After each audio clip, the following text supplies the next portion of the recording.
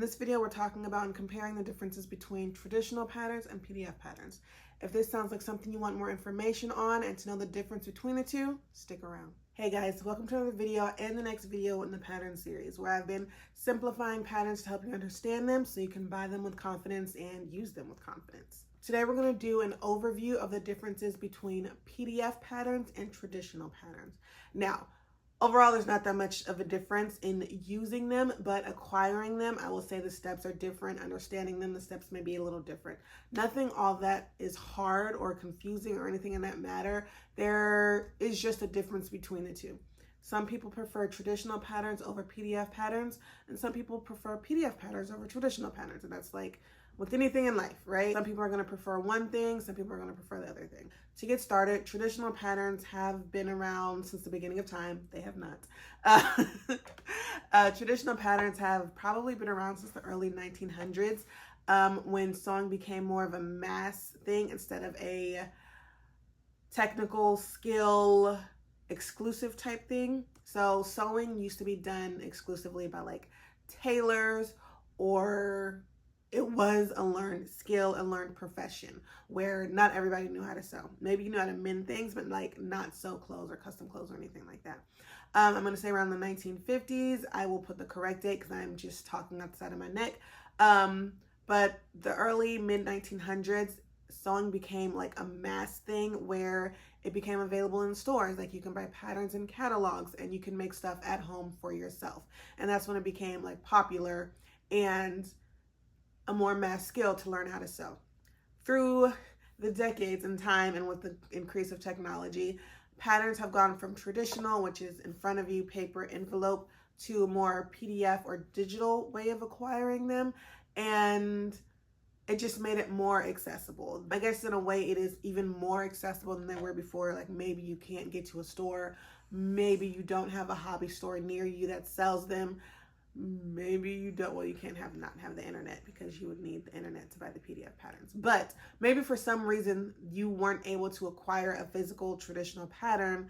PDF patterns are your next option, right? PDF patterns are directly to your computer. You can print them at home. You don't have to go to the store and get them. But I'm getting ahead of myself. Let me slow it down, all right? So basically, patterns are needed in sewing. No, they're actually not. Patterns are helpful in sewing. Patterns help you make clothes for yourself, right? So for traditional patterns, I'm considering them the pre-packaged envelope patterns. They are the patterns that have the soft tissue paper. The pattern is printed on the soft tissue paper and they are stuffed in the envelope ready to be used, okay? They usually come from the big brands, the big four, Butterick, Vogue, Simplicity, blah, blah, blah, McCall's. There's more than the big four. Nomi. I can actually put a list of just like all the paper patterns that I know of. I put a list, but they come from these brands usually. Can they come from indie designers? Yes, but not as typically, not as usual, because creating paper patterns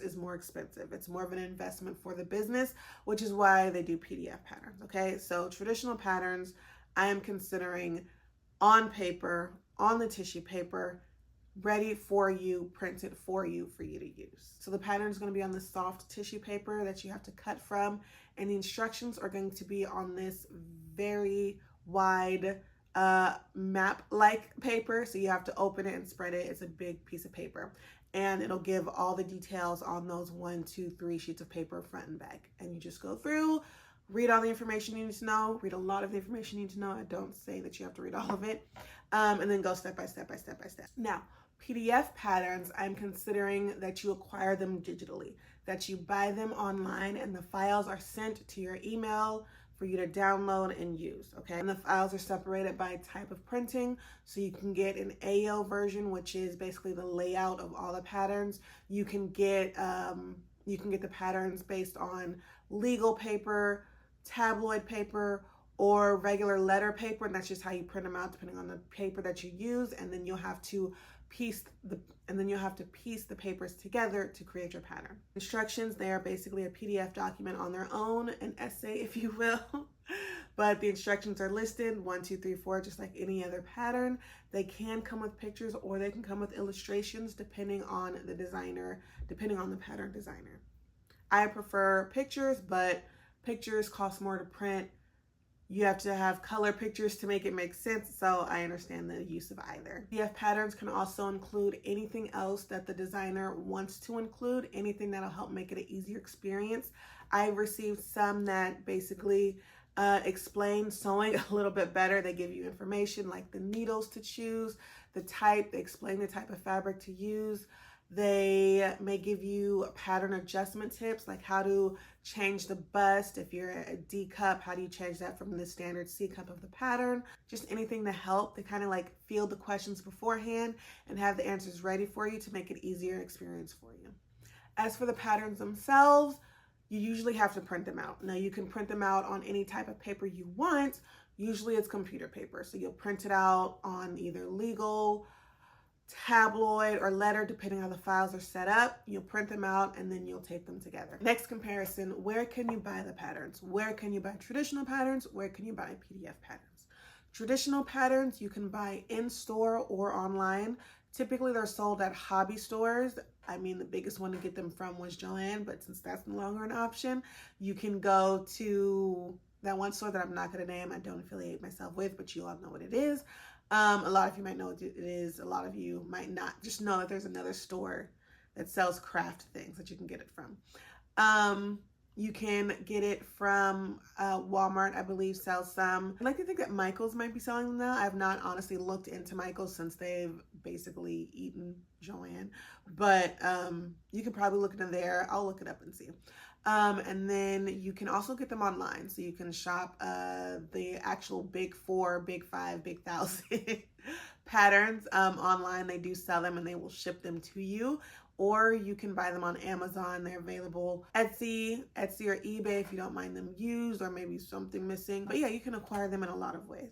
As for PDF patterns can be sold online because that's where you get them from. But indie designers and actually the Big 5, Big 1,000 brands also sell them online. They give you an option if you want the traditional patterns or if you want the PDF patterns. I often opt in now for the PDF patterns just because there's more options, but I will cover that later. And also probably in another video, I plan to go in depth on each traditional patterns and PDF patterns and how to use them. So right now, this is just the overview and comparing. So PDF patterns you can get online at the Big 5, but also through indie designer websites. So if you know pattern designers, they have their own website, they have their own brand, they have their own company that you can download them from.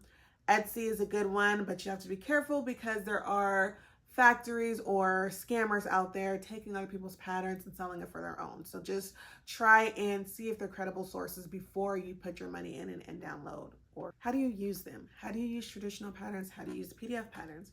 Now, again, I do plan to go more in depth within the next 2 videos because I do think like you need to break it down, break the patterns down, break what the meanings are, the markings, all that yada, yada, blah, blah, blah. Okay. But just overall, how do you use them?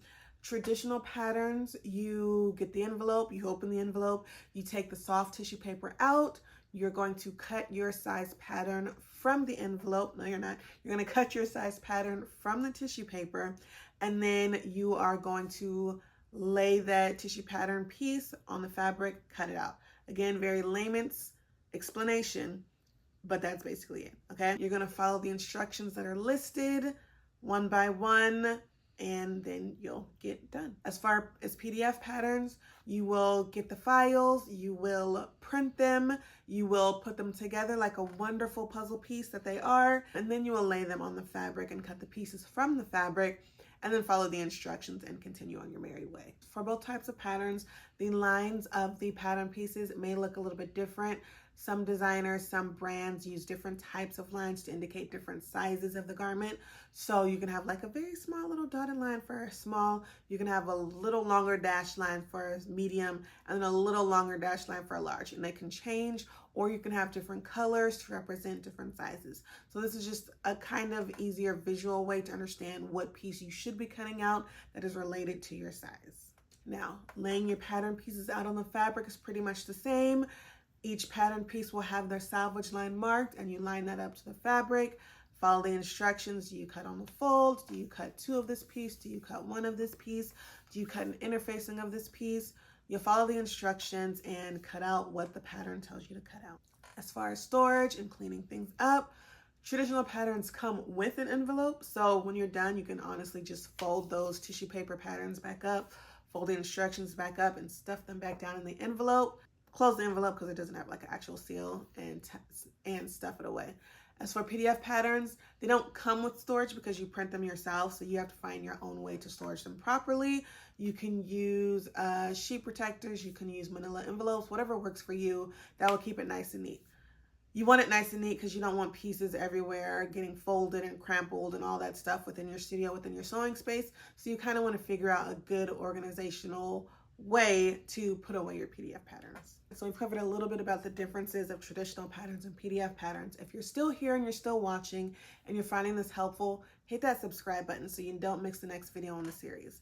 My name is Delea and I'm a sewist and fashion designer helping new sewists learn to sew with confidence, simplify the process so they can create a wardrobe that they love.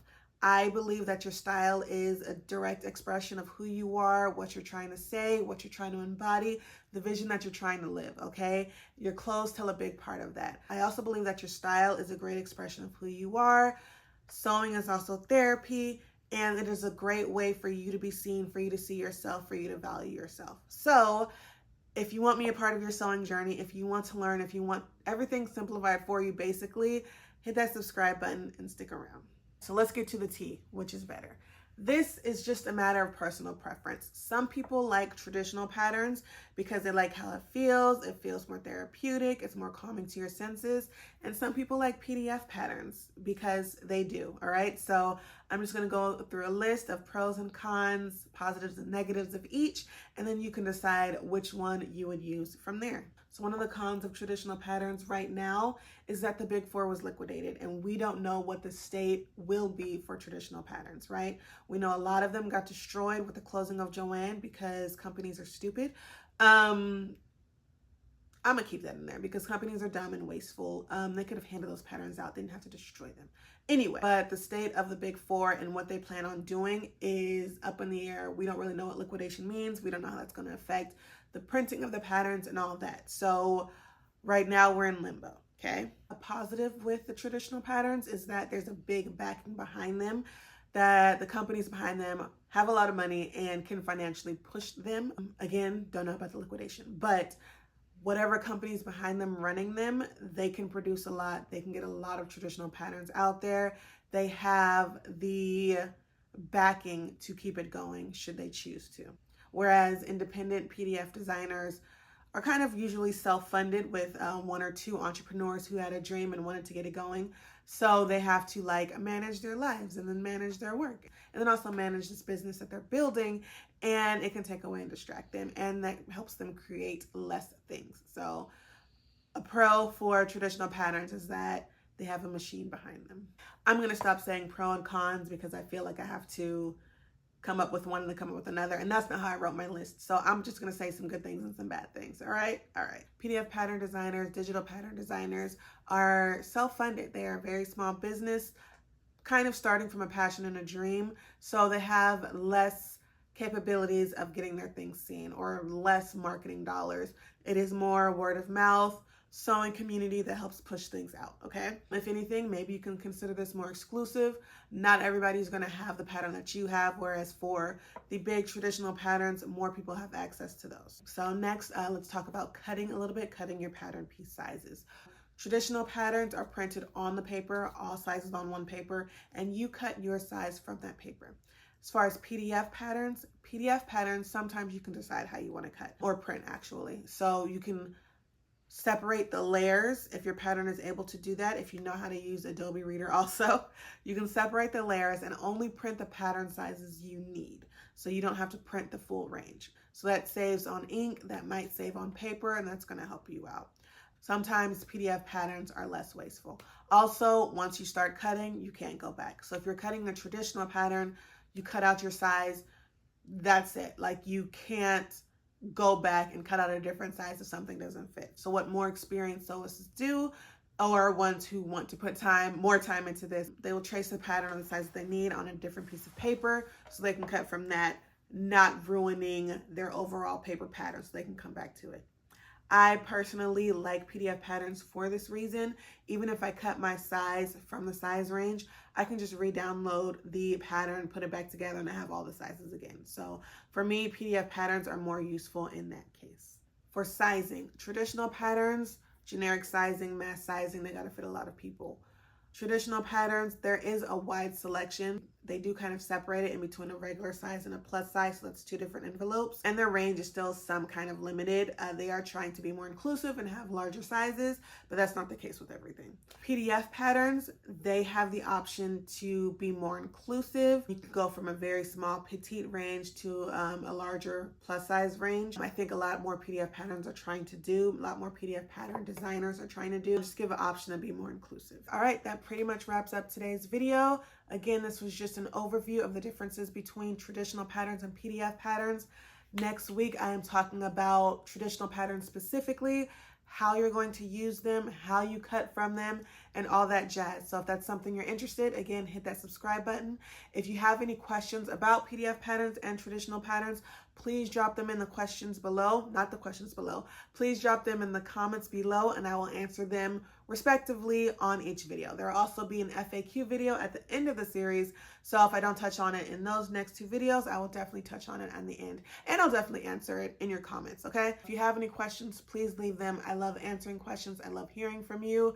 Let me know. If you want to know more about patterns, how to use them, just more information, hit that subscribe button so you don't miss the next couple videos. Also, you can start watching this playlist. Patterns have already been broken down. You can start your journey there, okay? Until next time, guys, keep designing your best life. Bye.